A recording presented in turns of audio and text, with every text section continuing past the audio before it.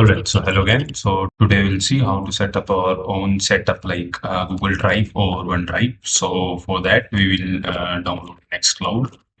I'll type here Nextcloud. So it is a similar open source platform that we can use to host our own Drive services, and you can even make them available to the World Wide Web, or you can run locally on your network. So this is the official website, but what we are going to do is first download Docker first. Docker download, and we'll hit enter and open the first link, and here click on download Docker desktop and select if you are using Windows, then most probably this one is suitable for you, AMD 64. I have already downloaded it.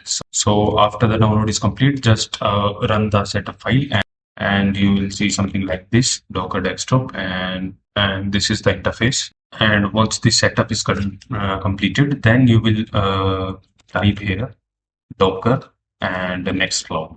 So this will show you how to install Nextcloud in Docker, and we will open this link,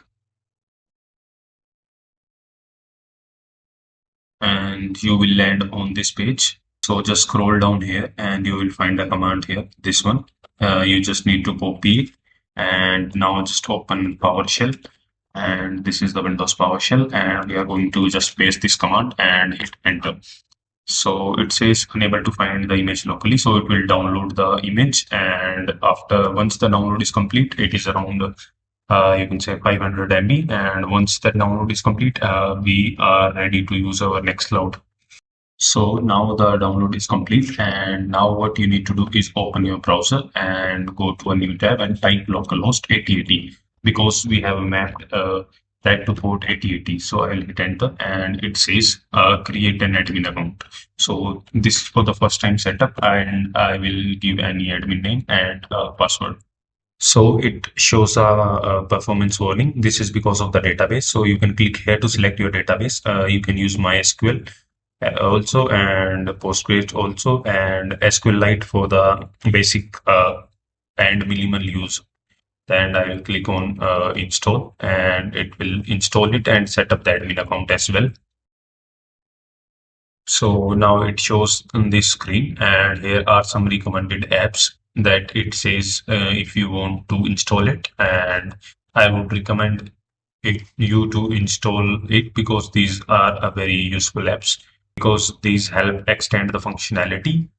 Like you can host your own meeting, like Zoom meeting, and you can also use various other apps like Notes app, where you can take your notes and store them on the cloud, and there are various others. So here I will click on install recommended apps. So this is the welcome screen, and for now I will just close this, and here we are on the dashboard, and here you can see this is our new admin account, and you can create accounts for other users as well. And you can click on here new account, and you add all the details and with the permissions what the user have, and you can run this locally or on the internet on your own system. And you can go on files, and here I click on new, and it will ask me to upload files. So I will upload this file, and you can see here this is the file that I just now uploaded, and I can access it from anywhere on my local area network. And if I enable port forwarding on 8080, then I can even access it on the internet from anywhere around the world. So here is the activity session, and here are the list of photos. So you can upload your own photos here, access them from anywhere. So that was a basic introduction to this Nextcloud that you can use as your own personal Google Drive or OneDrive, and you have all your data in control, and you have the best privacy, because you are the owner of your data. You are storing them in your own servers.